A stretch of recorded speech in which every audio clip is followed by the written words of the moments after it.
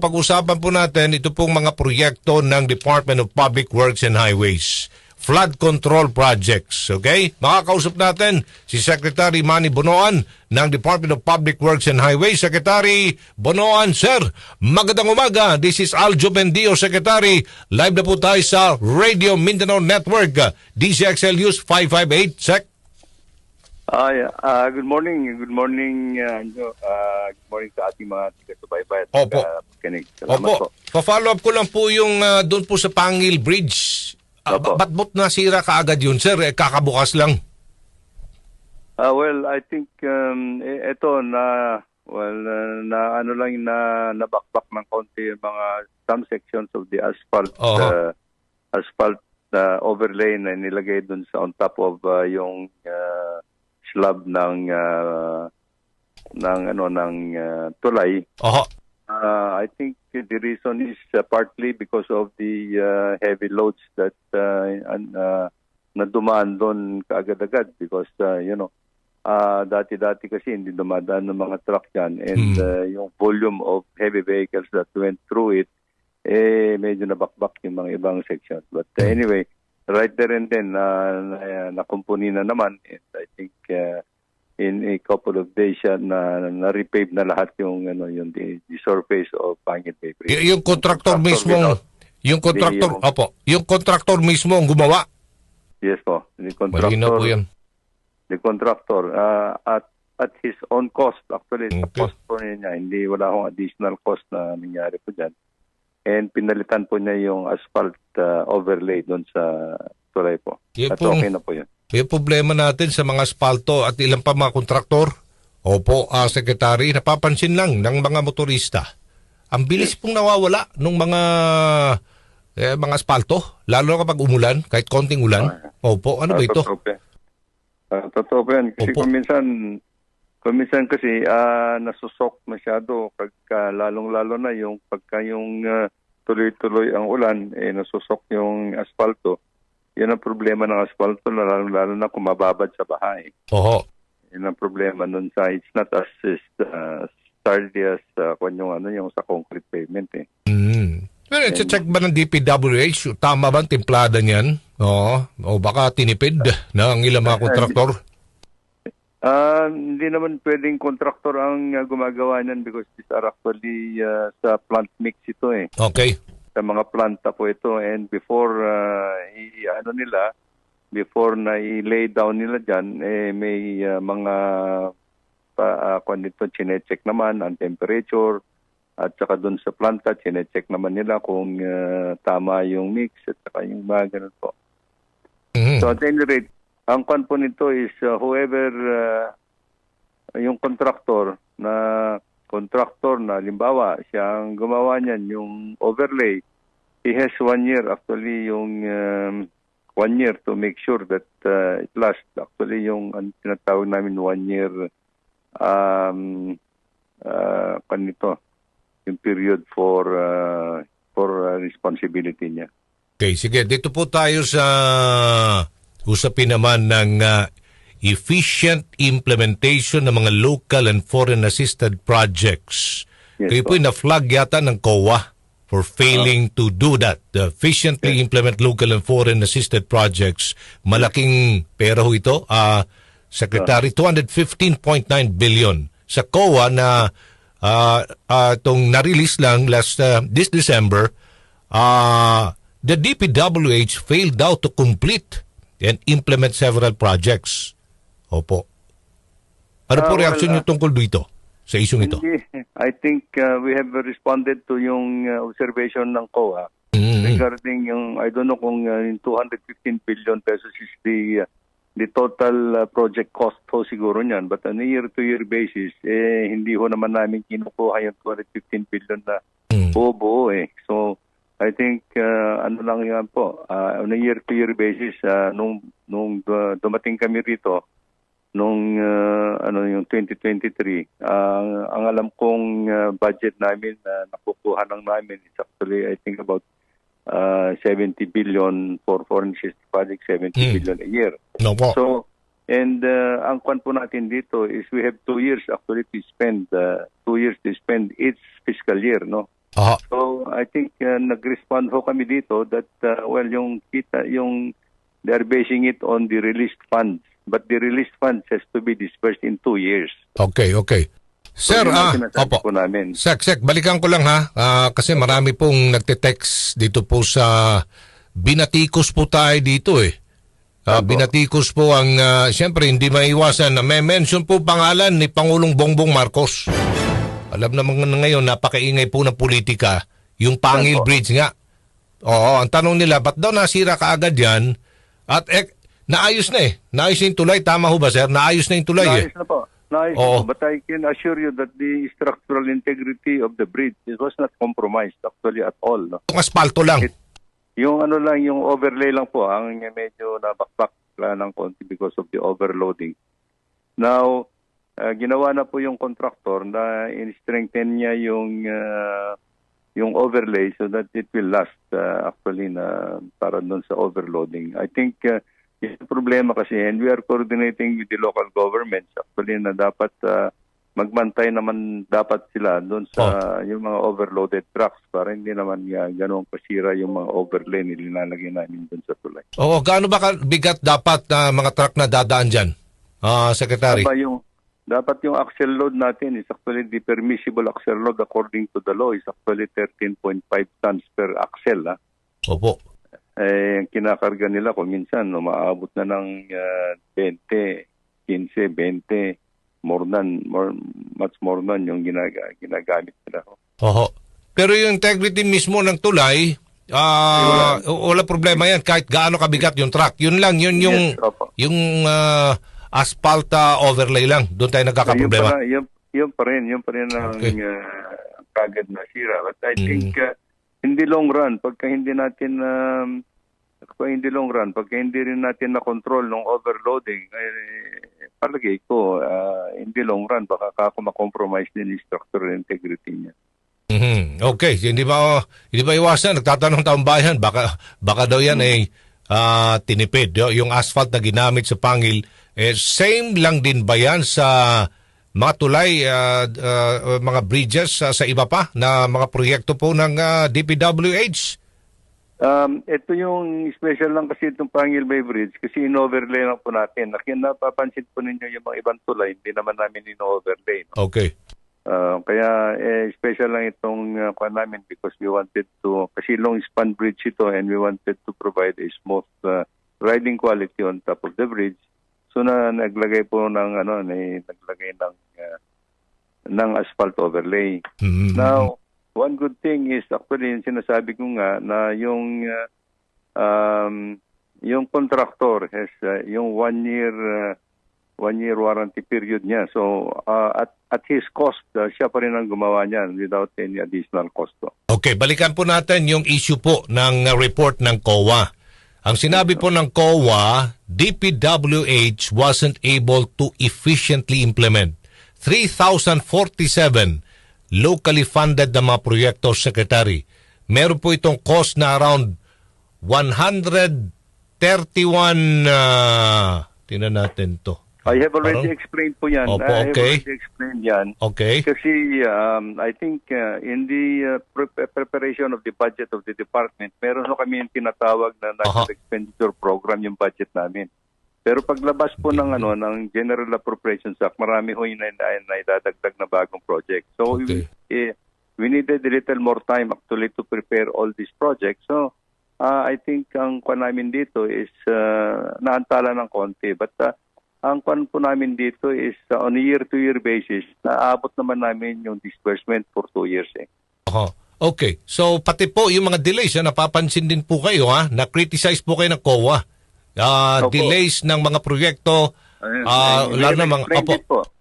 We have explained it na naman po sa kanila. Okay, sige po. And I think they realize naman yung mga challenges namin in implementing all these projects actually po. Okay, sige. Ano po itong mga newly built bridge daw, nag-collapse din daw sa Enriles sa Cagayan? Ano ba ito? No build zone violation ng DPWH accountability. Nakarating ba sa inyo ito, Secretary? This is my first time po na narinig po yan. Newly constructed na tulay sa barangay Alibago sa Enrile, Cagayan. Bumagsak. Is this a local road or a national road? DPWH Region 2 3rd District Engineering Office. That I have not heard about it po. Enrile, Cagayan, ito. Nananawagan ngayon yung mayor doon, immediate meeting with DPWH para i-assess yung safety ng structure. Ito yung picture, talagang na bumagsak, nag-collapse. Opo. Yes po. Okay. And immediately we will look into it po na kung kailangan po kukumpunin kaagad yan. Okay, sige po. Alright, ilan pa mga pending projects ng DPWH at kailan po expected na matatapos ito, Secretary? I don't have the exact figures now kasi marami po yung ginagawa po namin ngayon. But we are doing our best actually to implement all these projects. Including the flood control projects natin, sir? Including flood control projects, opo. Okay, sige po. Okay, maraming salamat, Secretary Manuel Bonoan ng DPWH. Good morning po. Thank you. Salamat din po. Salamat. Thank you po. Good morning! Pirada. Ang pirador ng masa, Aljo Bendijo, sa Straight to the Point. Ayan talaga. So, at least nakuha natin ang panig ng DPWH Bayan. So, gusto ko lang pong puntuhan ito pong report ng COA na nasagot naman daw ng DPWH. Malaki pera po ito 215.9 billion piso. Sa report ng COA, nirelease ngayong buwan, pakyas. Failed. Sa Bisaya pa, pakyas. The agency said DPWH failed to complete. Hindi po na-kompleto, hindi po na-implement ang ilang mga proyekto. Pero sinagot po kanina Secretary Bonoan, 3,047 locally funded projects. Akala ko, milyon lang, hindi pala. Malaki pala ito, Aggregate cost at 131 billion pesos. Yun, billion to Dahil po sa inadequate planning, ayon po ito sa COA, detailed engineering, supervision and monitoring na nagresulta po sa pagkaantala, delayed completion at worst, non-implementation ng iba't ibang mga proyekto. Sabi po ng COA. Bayan. Okay. So ito pong failure na i-implement ang mga proyekto ito ay paglabag sa revised implementing rules and regulations ng Government Procurement Program o Reform Act, batas, pati na po ang napagkasunduang terms and condition ng kontrata. Ayon po yan sa Commission on Audit. Yan So, on top of the delays sa mga locally funded projects, hindi rin nagawa daw ng DPWH Bayan na ma-implement successfully itong mga foreign assisted projects. 17 ito, 17 foreign assisted projects na may aggregate cost naman na, bilangin ko nga ito, sandali lang 1, 2, 3, 84 billion pesos.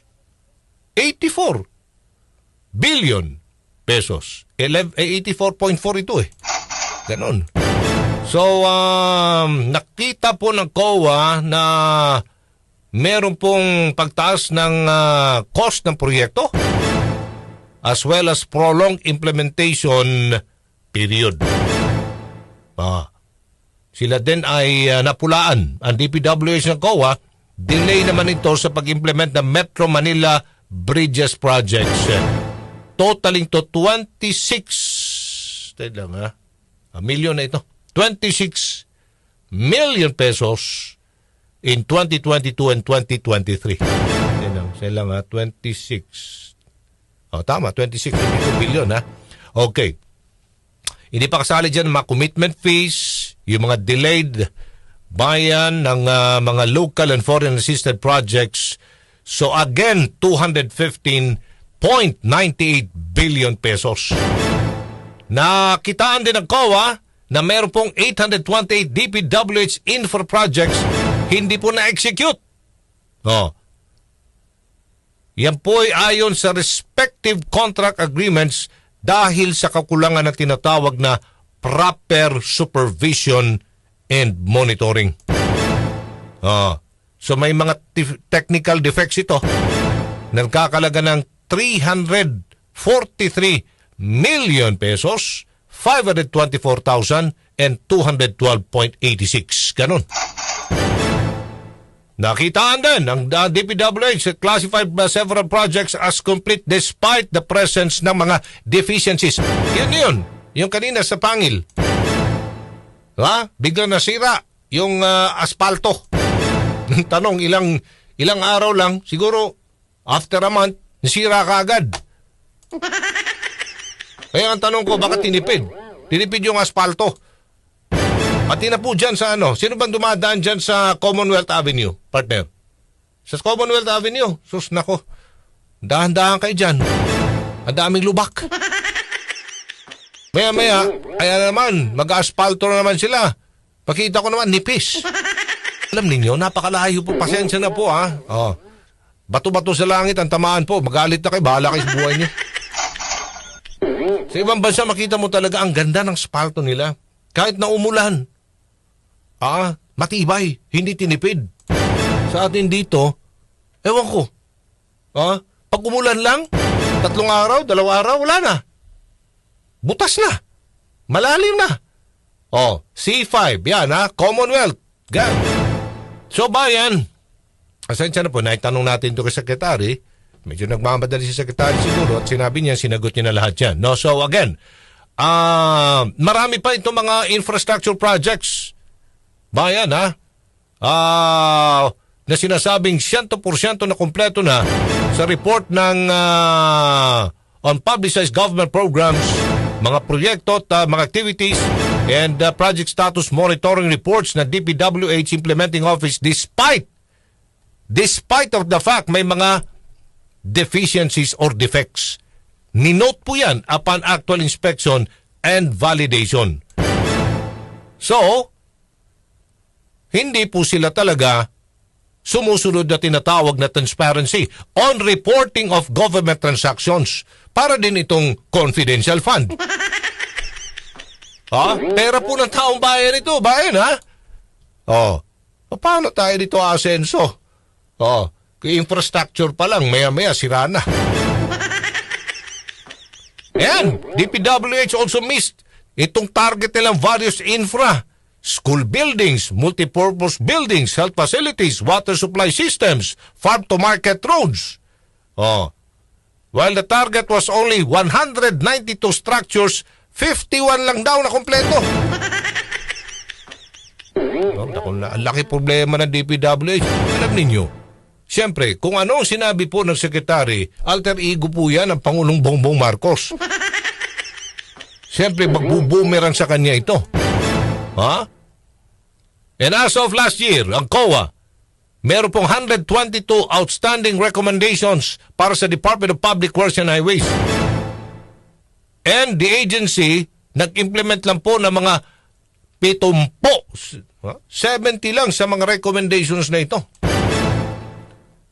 At isa sa mga rekomendasyon na hindi po nagawa ng DPWH ay i-implement yung paghahanda ng proper journal entries para po i-correct yung proper recording. Kasi nga improper improper recording ng pagtatransfer ng pondo ng bayan sa atin ito. Milyones din na napag-usapan doon. Half billion pesos. Sus nako, hindi po ito libo-libo. Kaya napag-usapan dito, bilyones, mga igsoon. Si Aljo Bendijo sa DCXL News. Pagbabalik natin, tirahin sus na lang. Kausapin natin ang Department of Health.